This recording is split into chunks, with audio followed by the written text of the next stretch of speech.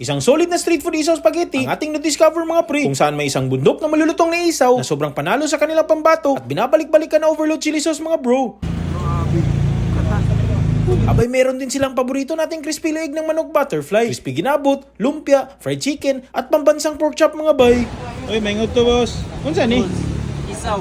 Isaw? 25 ang serve. 25? Oh. Kani unsa ni? Chicken proben, sir. Chicken proven. 25 gyapon ang serve. Kana na unsa imong giluto nay?